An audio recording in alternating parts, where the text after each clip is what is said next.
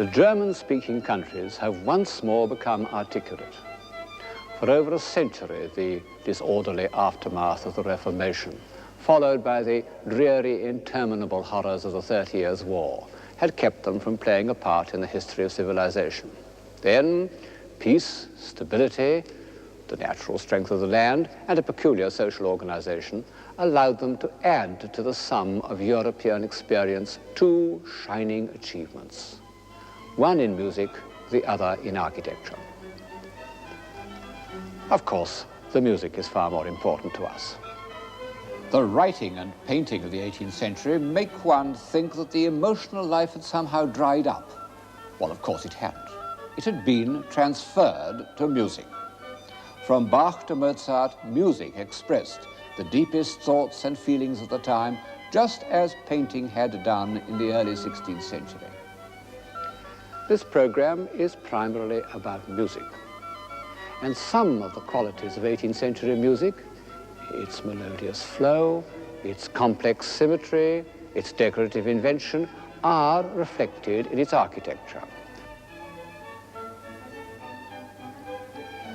You know, it's only quite recently that people have noticed what a brilliant, inventive, and altogether enchanting style of architecture flourished for almost 50 years in 18th century Germany and Austria.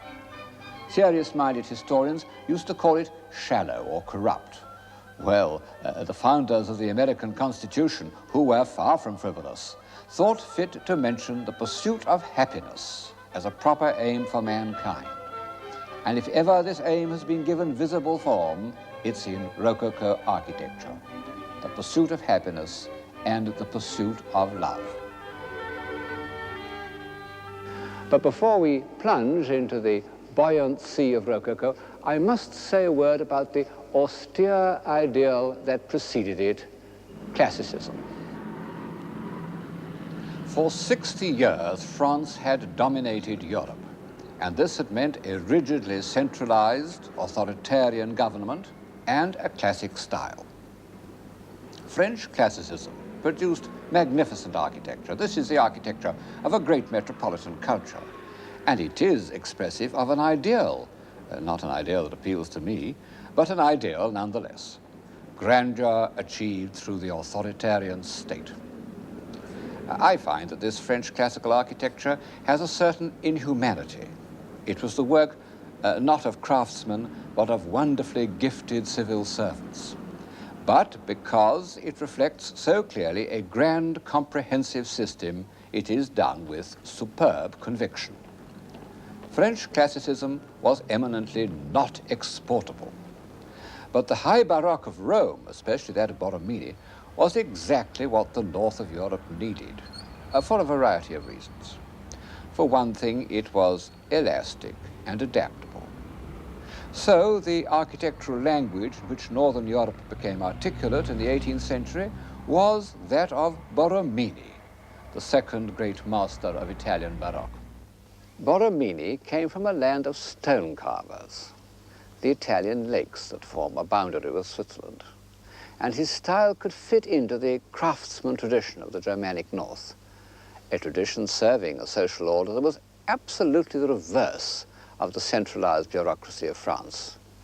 It's true, of course, many of the German princes thought they would like to imitate Versailles, but the formative element in German art and German music didn't lie there, but in the multiplicity of regions and towns and abbeys, all competing for their architects and choirmasters, but also relying on the talents of their local organists and plasterers. The creators of the German Baroque, the Assams and the Zimmermanns, were families of craftsmen. Zimmermann's a German for a carpenter. The finest buildings we shall look at are not palaces, but local pilgrimage churches deep in the country, like the Vierzehnheiligen behind me, the 14 saints. And, come to think of it, the Bachs were a family of local musical craftsmen, out of which there suddenly emerged one of the great geniuses of Western Europe, Johann Sebastian.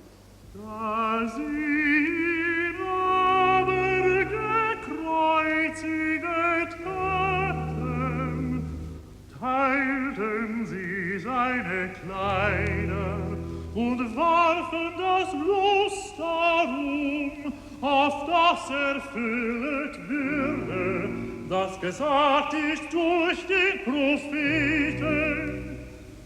Sie haben meine Kleider unter sich geteilt und über mein Gewand haben sie das Los geworfen. Und sie saßen all da und hüteten sein.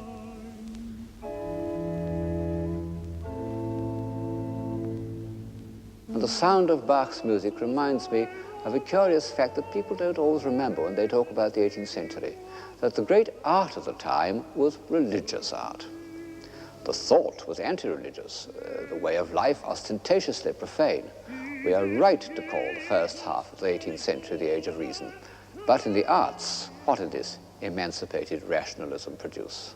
One adorable painter, Watteau, some nice domestic architecture, some pretty furniture, but nothing to set beside the Matthew Passion or the pilgrimage churches and abbeys of Bavaria and Franconia.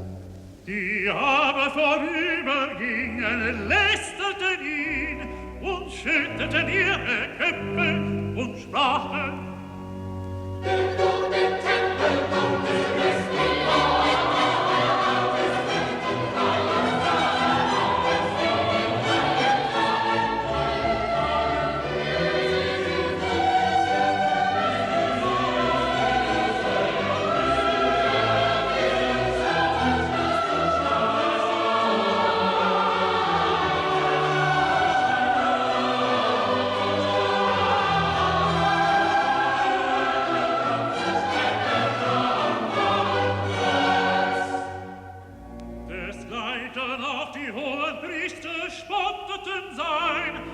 Schriftgelehrten und Ältesten und sprachen: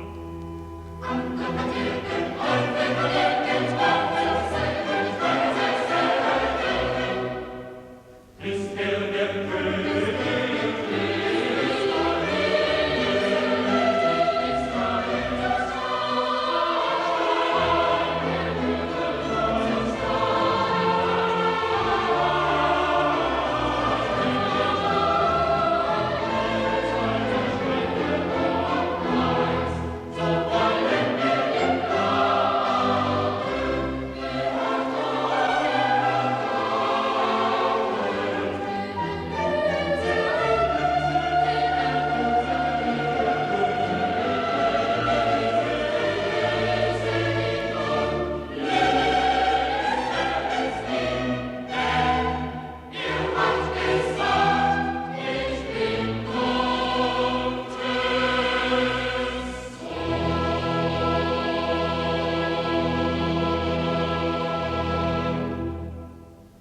But there was another musical tradition in Germany that went back to the Reformation.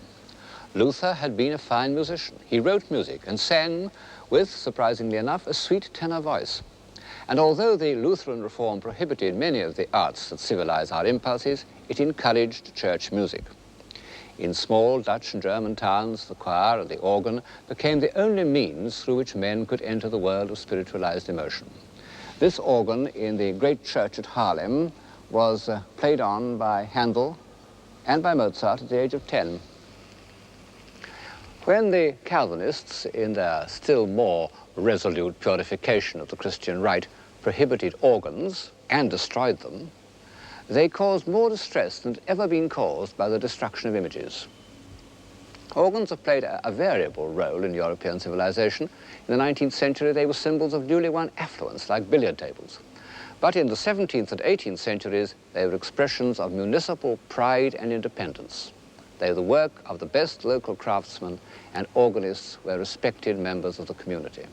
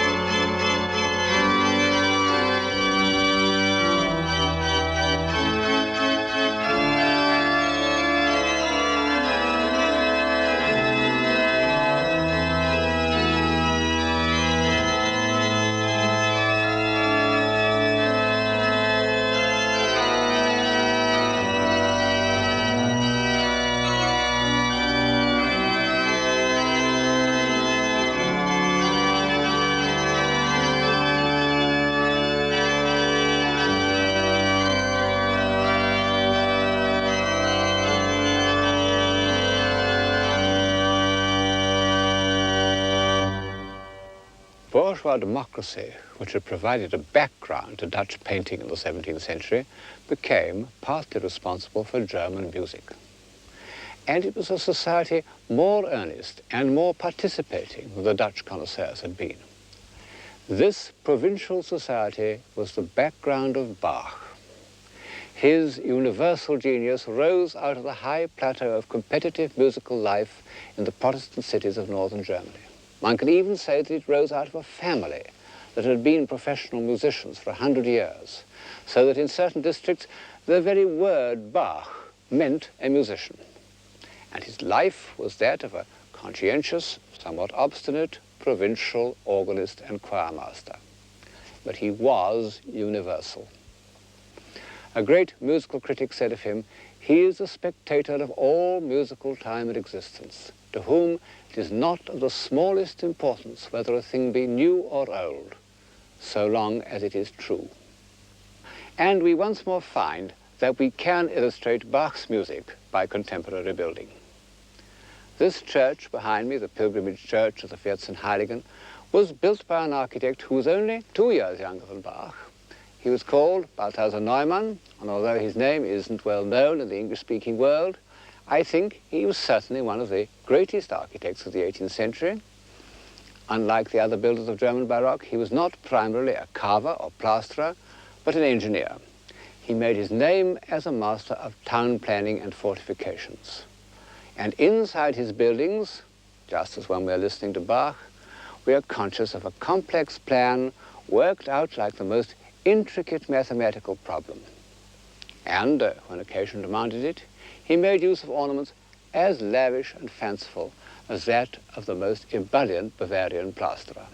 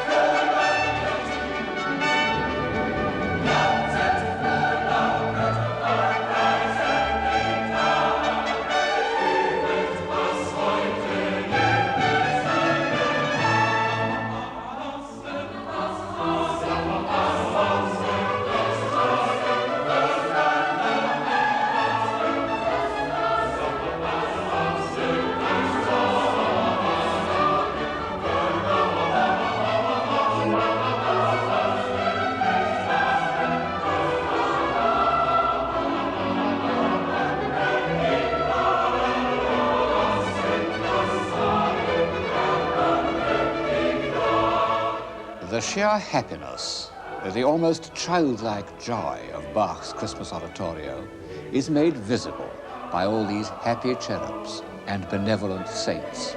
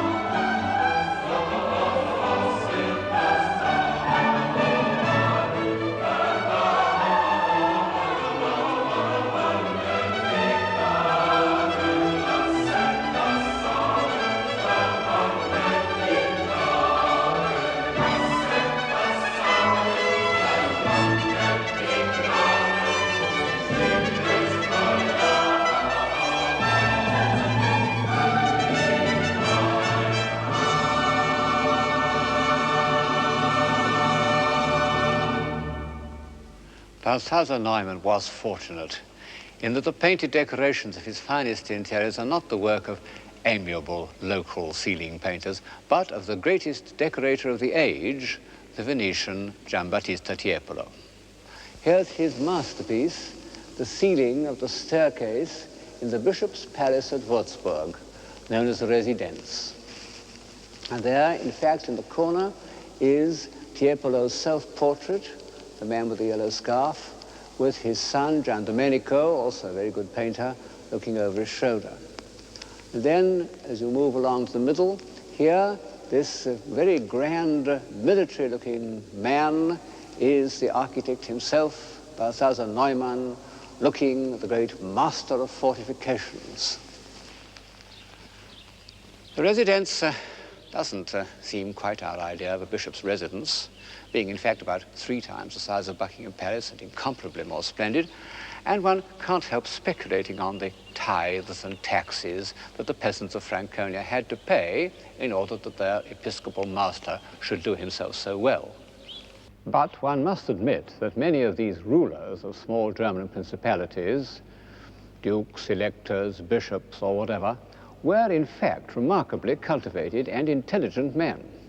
Their competitive ambitions benefited architecture and music in a way that the democratic obscurity of the Hanoverians in England did not. The Schönborn family, one of whom was responsible for the residence at Würzburg, were really great patrons whose names should be remembered with the Medici. I felt some scruples in comparing the music of Bach with the Baroque interiors. No such hesitations prevent me from invoking on this splendid staircase the name of George Friedrich Handel. You know, great men have a curious way of appearing in complementary pairs. This has happened so often in history that I don't think it can have been invented by some symmetrically minded historian, but must represent some need to keep human faculties in balance. However that may be, there's no doubt that the 2 great musicians of the early 18th century, Bach and Handel, fall into this pattern of contrasting and complementary personalities. They were born in the same year, 1685. They both went blind from copying musical scores, and both were operated on, unsuccessfully, by the same surgeon. But otherwise, they were opposites. In contrast to Bach's timeless universality, Handel was completely of his age. Instead of Bach's frugal, industrious career as an organist with numerous children, Handel made and lost several fortunes as an impresario. This amiable statue of him was erected by the grateful proprietors of an amusement park, Vauxhall, in which his music had been one of the attractions. There he sits in unbuttoned mood, one shoe off and one shoe on, not caring how much he snitched other people's music, as long as he produced something effective. In his youth, he must have been charming, because when he went to Rome as an unknown young virtuoso, he was immediately taken up by society, and cardinals wrote libretti for him to set to music. And there are remains of remarkable good looks in this head. Later in life, when Handel had settled in England and entered the world of operatic production, he became less anxious to please, and is traditionally said to have held one of his leading ladies out of the window and threatened to drop her if she didn't sing in tune. He remained faithful throughout his life to the Italian Baroque style. In consequence, his music goes well with the decorations of Tiepolo, which even have the pseudo-romantic subjects of his operas. One can look with pleasure at the marvelous Tiepolo ceiling on the staircase at Würzburg with Handel's music in one's ears. Till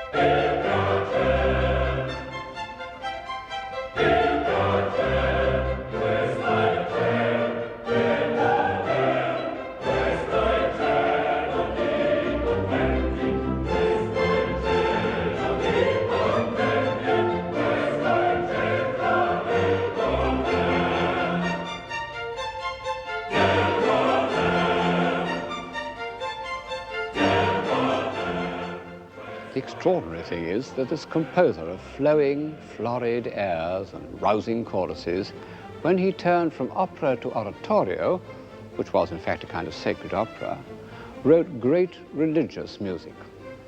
Saul, Samson, Israel and Egypt not only contain wonderful melodic and polyphonic inventions, but show an understanding of the depths of the human spirit. As for the Messiah, it's like Michelangelo's creation of Adam, one of those rare works that appeal immediately to everyone. And yet, it is indisputably a masterpiece of the highest order.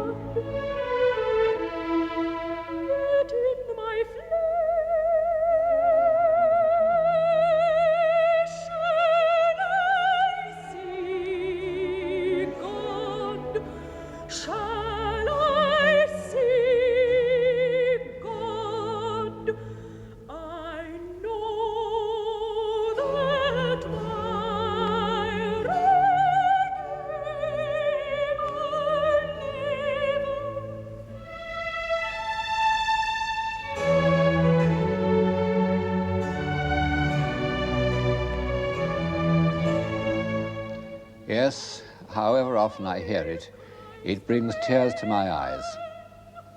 In passages like that, Handel is beyond classification. Still, one may reasonably call him a Baroque composer. Now, Baroque first came into being as religious architecture and expressed the emotional aspirations of the Catholic Church. Rococo was to some extent a Parisian invention and provocatively secular.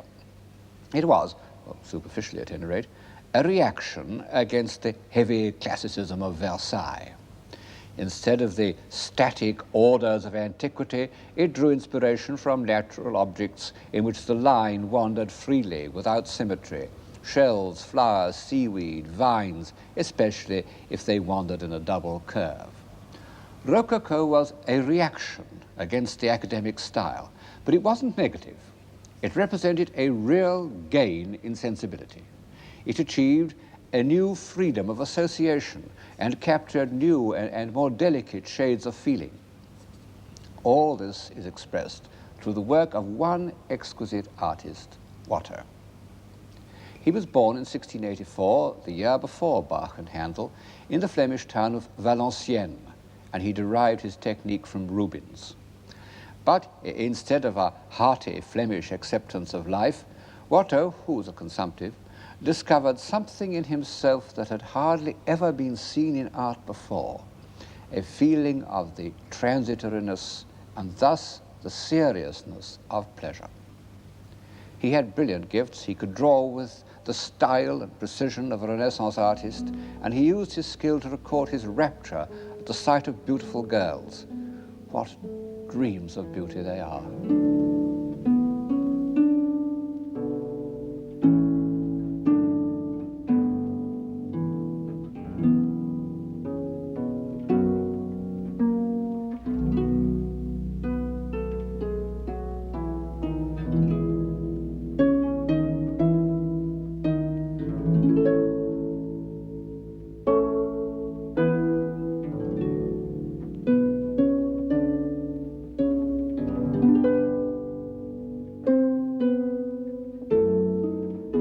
How happy all these exquisite people should be.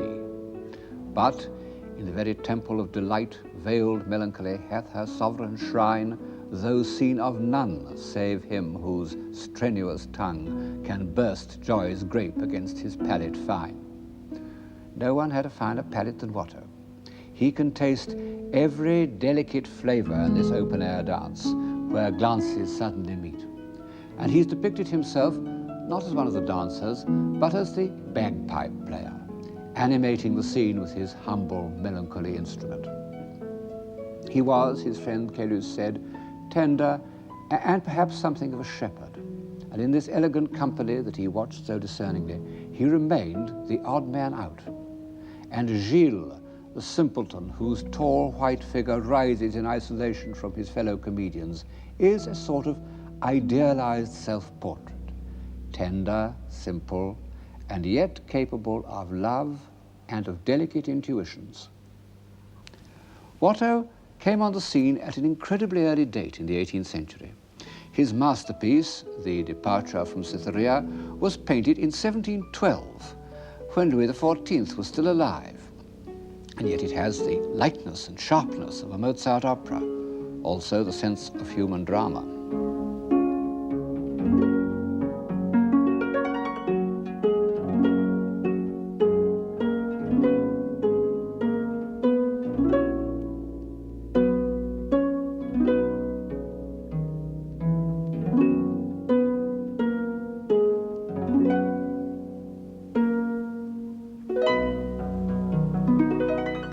The new sensibility, of which Watteau was the prophet, showed itself most of all in a more delicate understanding of the relations between men and women. Sentiment. The words got into trouble, as words do, but it was, in its day, a civilizing word. Sterne, in his Sentimental Journey, that somewhat discredited work of Rococo prose, tells a fable about a town of Abdera, which was the vilest town in all Thrace.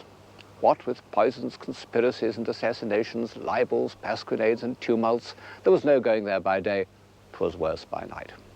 Till, hearing a play of Euripides, the people were struck by a speech of Perseus. O Cupid, prince of gods and men. Every man almost spoke pure iambics next day, and talked of nothing but Perseus, his pathetic address. O Cupid, prince of gods and men. Every street of Abdera, in every house, O Cupid, Cupid, in every mouth, like the natural notes of some sweet melody which drop from it whether it will or no. Nothing but Cupid, Cupid, prince of gods and men. The fire caught, and the whole city, like the heart of one man, opened itself to love. No pharmacologist could sell one grain of hellebore. Not a single armorer had a heart to forge one instrument of death. Friendship and virtue met together and kissed each other in the street. The golden age returned and hung over the town of Abdera. Next to love, Watteau cared most about music, for which, his friends tell us, he had a most delicate ear. Nearly all his scenes are enacted to the sound of music. In this he shows himself as part of a tradition going back to the Venetians, of whom Pater said that they painted the musical intervals of our existence, when life itself is conceived as a kind of listening. In a Watteau, we are in the world of poetry, not only on account of the grace of the figures, but because the facts have been translated into the most exquisite paint. Watteau's colour has a shimmering, iridescent quality which makes one think immediately of musical analogies.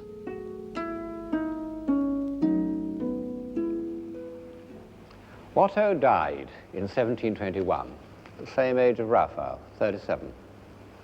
And by that date, the Rococo style was just beginning to affect decoration and architecture. 10 years later, it had spread all over Europe, producing a style as international as the early 15th century Gothic. Rococo even spread to England, although the native good sense of a fox-hunting society prevented its more extravagant flights. I suppose that most of the plaster work, like most of the opera singing, was done by foreigners. But a group of English craftsmen designed and executed the decorations in this music room from Norfolk House, which is only a little less elegant than its Parisian counterpart. It's extraordinary how a true international style controls the shape of everything. It's an absolute compulsion which overrides convenience, or what we used to call functionalism. It makes everything dance to the same tune.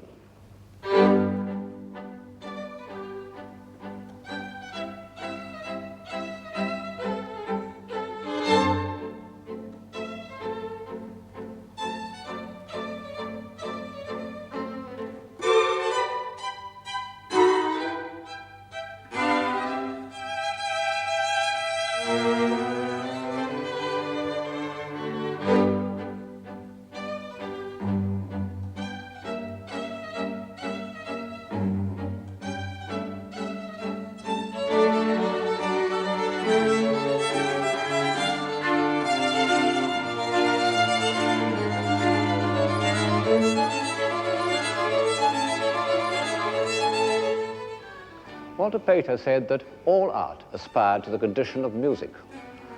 I don't suppose he thought of extending this famous dictum to applied art, but it is true of the finest Rococo design. The rhythms, the assonances, the texture have the effect of music and are echoed in the music of the next 50 years.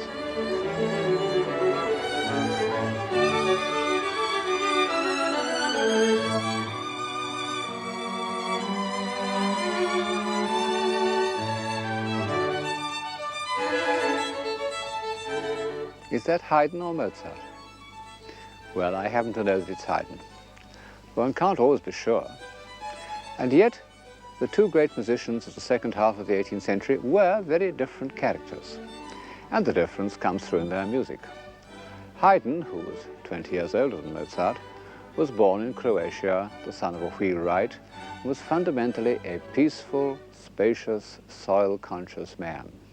He said that he wrote his music in order that the weary and worn or the men burdened with affairs might enjoy a few minutes of solace and refreshment. And I think of this saying as I approach the Bavarian pilgrimage church of the Wies. It belongs to the countryside. In fact, from a distance, it might almost be the hall of a rustic manor. But enter it, and the most incredible richness appears before your eyes.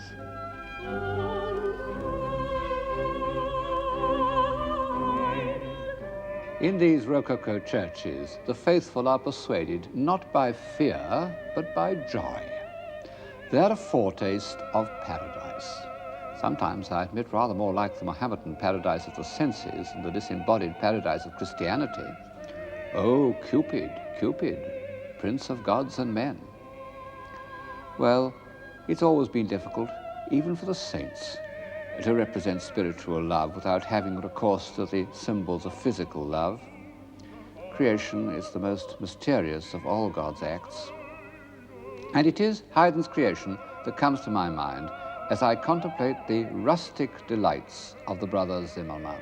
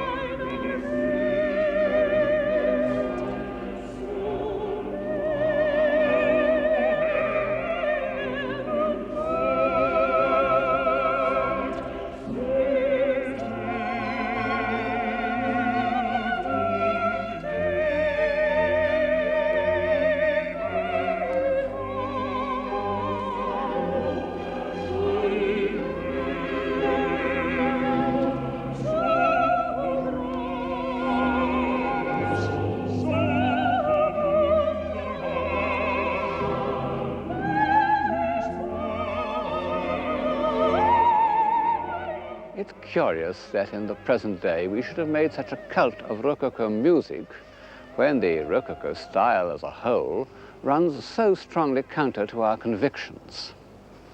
You see, many of the most beautiful Rococo buildings of the 18th century were built simply to give pleasure by people who believed that pleasure was important and worth taking trouble about and could be given some of the quality of art.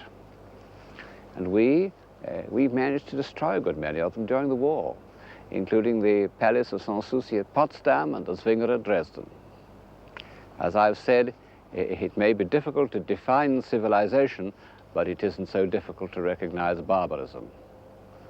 But by chance, we didn't hit the pleasure pavilions at Nymphenburg, which is a suburb of Munich. Munich itself we pretty well laid flat. They were built for the Elector Max Emanuel by his court dwarf named Cuvillier, who happened to be an architect of genius. Despite his French name, he came from Flanders. This behind me is the most famous of them, I suppose, the Amalienburg. The exterior is quite simple. The interior a riot, or rather a ballet, of beautifully designed ornament.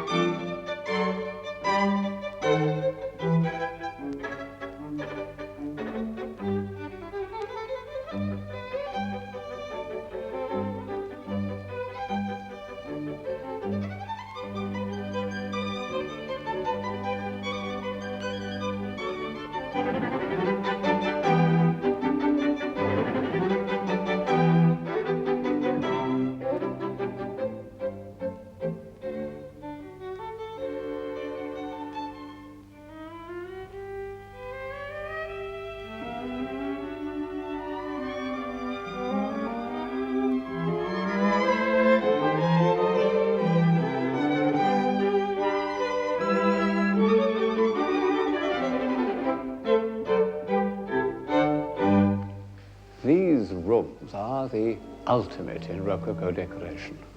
And one might say that they bridge the gap between Watteau and Mozart. And yet, to pronounce the name of Mozart in the Amalienburg is dangerous, because it gives color, very pretty color, to the notion that Mozart was merely a Rococo composer. 50 years ago, this was what most people thought about him. The notion was supported by horrible little plaster busts, which made him look a perfect 18th century dummy. I bought one of these busts when I was at school, but when I first heard the G minor quartet, I realized that it couldn't possibly have been written by the smooth white character on my mantelpiece, and I threw the bust into the wastepaper basket. I afterwards discovered the portrait by Lange, which, although no masterpiece, does convey the single-mindedness of genius. Of course, a lot of Mozart's music is in the current 18th century style. He was so much at home in this golden age of music, so completely master of its forms, that he didn't feel it necessary to destroy them. Indeed, he loved the clarity and the precision and the mathematical perfections of the late 18th century style.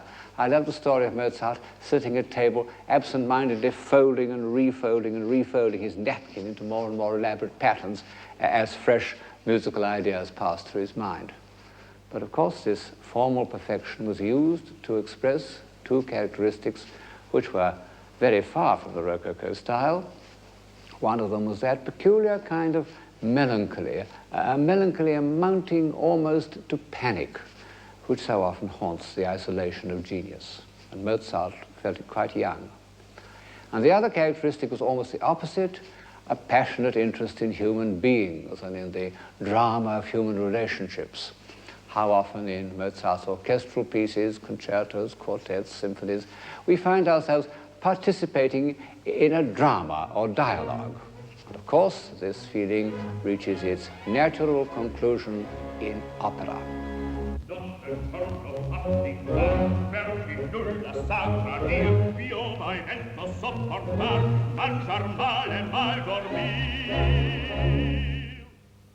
Opera, next to Gothic architecture, is one of the oddest inventions of Western man. It couldn't have been foreseen by any logical process. Dr. Johnson's much-quoted saying, which as far as I can make out he never said, "An extravagant and irrational entertainment," is perfectly correct. And at first it seems surprising that it should have been brought to perfection in the age of reason. But just as the greatest art of the early 18th century was religious art, so the greatest artistic creation of the Rococo is completely irrational. gentiluomo, e non voglio più servire, e non voglio più servire, no, no, no, no, no, no, non voglio più servire. Ma mi par che venga gente, ma mi par che venga gente, non mi voglio far sentire, non mi voglio far sentire, non mi voglio far sentire, no, no, no, no, no. Of course, opera had been invented in the 17th century and made into a form of art by the prophetic genius of Monteverdi. It came to the north from Catholic Italy, and it flourished in the Catholic capitals, Vienna, Munich, Prague. Indignant Protestants used to say that Rococo churches were like opera houses. Quite true, only it was the other way around.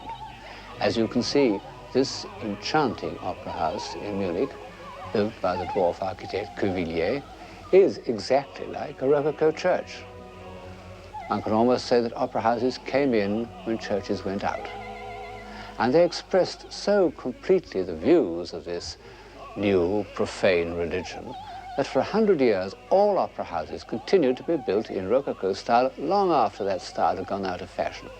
And in Catholic countries, not only in Europe but in South America, they were often the best and largest buildings in the town.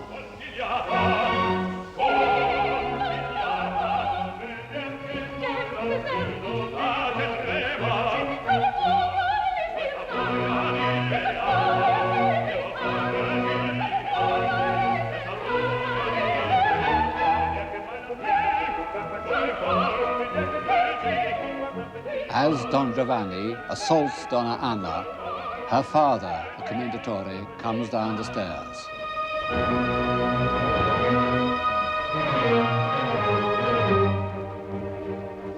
What on earth has given opera its prestige in Western civilization? A prestige that has outlasted so many different fashions and ways of thought. Why are people prepared to sit silently for 3 hours, listening to a performance of which they don't understand a word? Why do quite small towns all over Germany and Italy still devote a large portion of their budgets to this irrational entertainment? Well, partly, of course, because it's a display of skill, like a football match. But chiefly, I think, because it is irrational. What is too silly to be said may be sung. Well, yes, but what is too subtle to be said, or too deeply felt, or too revealing, or too mysterious? These things can also be sung, and only be sung.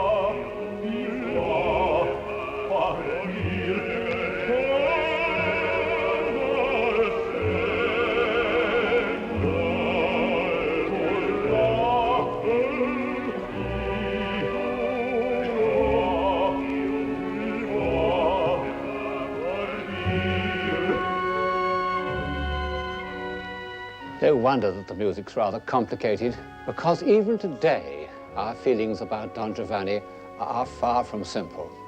He's the most ambiguous of hero villains. The pursuit of happiness and the pursuit of love, which had once seemed so simple and life-giving, have become complex and destructive. And his refusal to repent, which makes him heroic, belongs to another phase of civilization.